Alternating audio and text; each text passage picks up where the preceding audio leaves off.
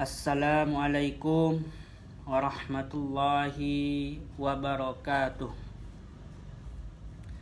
Innal hamdalillah nahmaduhu wa nasta'inuhu wa nastaghfiruh wa na'udzu billahi min shururi anfusina wa sayyiati a'malina. May yahdihillahu fala mudhillalah wa may yudlilhu fala hadiyalah. Asyhadu an la ilaha illallah wa asyhadu anna Muhammadan abduhu wa rasuluh la nabiyya wa la rasula ba'dah. Para pemuda hidayatullah dan kaum muslimin yang dirahmati oleh Allah Subhanahu wa taala. Pertama-tama, yang paling utama, marilah kita sama-sama panjatkan puja beserta syukur kita kehadirat Allah Subhanahu wa taala. Karena berkat rahmat dan hidayahnya sehingga kita masih diberinya nikmat oleh Allah Subhanahu wa taala, yang mana nikmat ini tidak akan pernah mampu kita untuk menghitungnya. Allah Subhanahu wa taala telah berfirman dalam Quran surat Ibrahim ayat 18 yang berbunyi, A'udzubillahi minasyaitonir rajim. Bismillahirrahmanirrahim. Wa in ta'uddu ni'matallahi la tuhsuha. Allah Subhanahu wa taala telah memberikan maklumat kepada kita. Seandainya engkau mampu menghitung nikmatku, kata Allah Subhanahu wa taala, niscaya kalian tidak akan pernah mampu untuk menghitung nikmat tersebut. Bahkan Rasulullah SAW lebih menjelaskan lagi dalam hadisnya, andai saja raranting pohon yang ada di muka bumi ini menjadi penanya, dedaunan pohon yang ada di muka bumi ini menjadi kertasnya, dan seluruh air lautan yang ada di muka bumi ini menjadi tintanya, maka kalian pun tidak akan pernah mampu menghitung nikmat Allah tersebut. Oleh sebab itu, sekali lagi, marilah kita selalu bersyukur kepada Allah Subhanahu wa taala.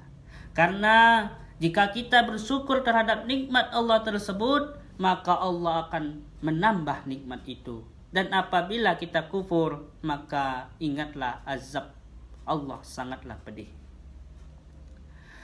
Kemudian dengan tak jemu-jemunya, dengan tak bosan-bosannya, marilah kita sama-sama kirimkan salawat beriring salam kepada junjungan alam mahkota surga, penegak kebenaran, pembasmi kebatilan, siapa lagi kalau bukan Nabi besar Muhammad sallallahu alaihi wasallam. Kepada keluarga beliau, kepada para sahabat-sahabat beliau, semoga kita semua menjadi sahabatnya yang setia, yang selalu menjalankan sunnah-sunnah beliau hingga akhir hayat menjemput kita. Para pemuda hidayatullah dan kaum muslimin yang dirahmati oleh Allah Subhanahu wa taala. Di sini kami sedikit akan menjelaskan hadis Arba'in An-Nawawiyah ayat ke-24 yang berjudul haramnya berbuat zalim. Yang mana hadis ini adalah hadis qudsi, yang artinya hadis yang disampaikan langsung oleh Allah Subhanahu wa taala kepada Nabi besar Muhammad sallallahu alaihi wasallam, yang berarti sangat penting bagi kita untuk diambil manfaat dan hikmah dari hadis ini. Hadisnya yang berbunyi, An Abi Dzar Al-Ghifari radhiyallahu anhu anin Nabi sallallahu alaihi wasallam ayyarwihi ar-rabbihi azza wa jal annahu qala ya ibadi inni haramtu zulma 'ala nafsi waj'altuhu bainakum muharraman fala tazlamu ya ibadi kullukum dhallan illa min hadaituhu fastahiduni ahdikum ya ibadi kullukum ja'iun illa man at'amtuhu fastat'imuni at'imkum ya ibadi kullukum arin illa man kasautuhu fastaksuni aksukum Ya ibadi innakum tuhti'una bil laili wan nahar wa anna aghfiruz dzunuba jami'an fastaghfiruni aghfir lakum. Ya ibadi innakum lan tablughu darran fatadurrini wa lan tablughu naf'i fatanfa'uni. Ya ibadi law anna awwalakum wa akhirakum wa insakum wa jinnakum kanu ala taqa qalbi rajulin wahidin minkum ma zara zalika fi mulki syai'an. Ya ibadi law anna awwalakum wa akhirakum wa insakum wa jinnakum kanu alal fujjari qalbi rajulin wahidin ma naqasa zalika min mulki syai'an. Ya ibadi law anna awwalakum wa akhirakum wa insakum wa jinnakum qamu fi sa'idin wahidin fas'aluni faqa'ataituhu kulla insani mas'alaitahu ma naqassa zalika mimma indi illa kama yankusul mihyatu iza adkhilal bahra. Ya ibadi innama hiya a'malakum ahsiha lakum summa uwaffikum iyyaha faman wajada khairan falyahmidallahu wa man wajada ghaira zalika fala yalwu minna illa nafsahu. Rawahu Muslim. Hadis ini sedikit agak panjang yang disampaikan oleh Allah kepada baginda Rasulullah Muhammad sallallahu alaihi wasallam, yang berarti sangat penting bagi kita untuk diambil hikmahnya. Paling tidak ada 5 hikmah yang bisa kita ambil dari hadis ini. Yang pertama, ya ibadi inni haramtu zaliman. Wahai hambaku, aku telah mengharamkan kezaliman atas diriku dan juga aku haramkan kezaliman atas kalian kepada saudara kalian.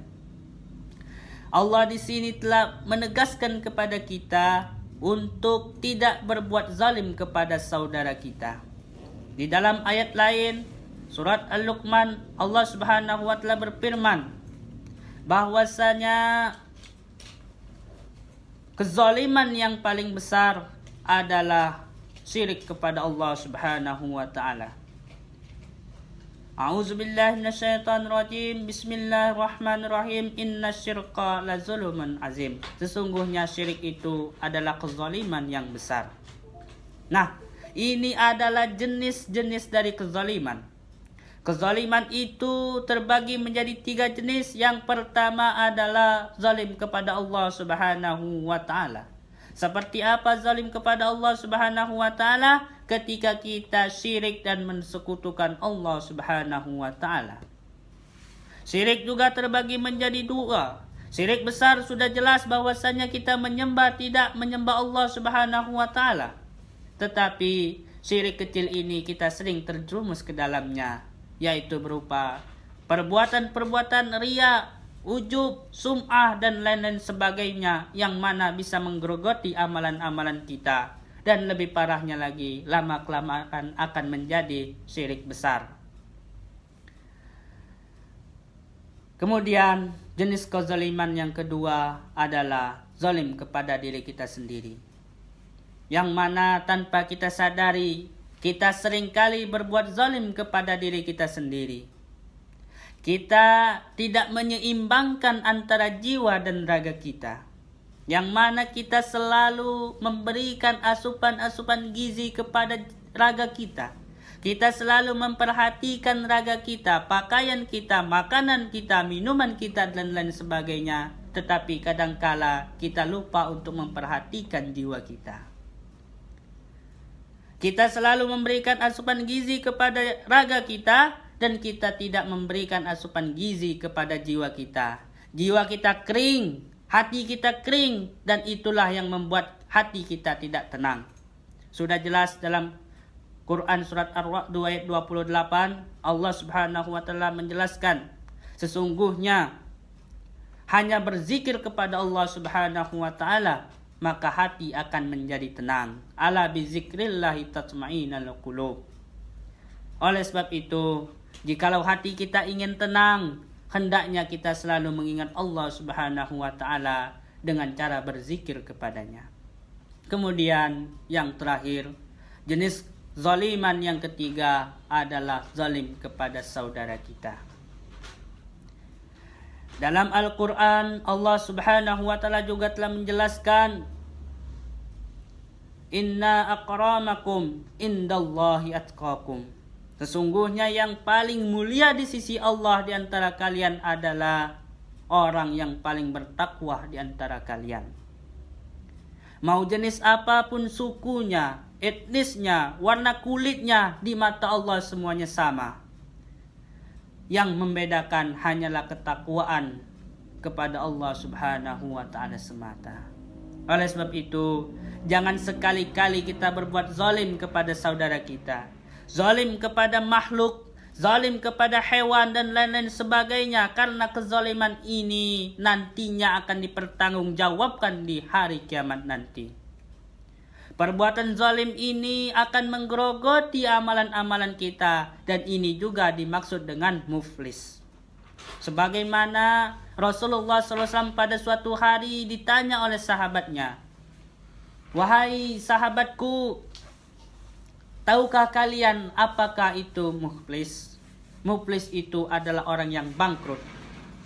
Maka sahabatnya menjawab, orang yang bangkrut adalah orang yang kehilangan hartanya, kehilangan harta dan barang-barang berharga dan lain sebagainya.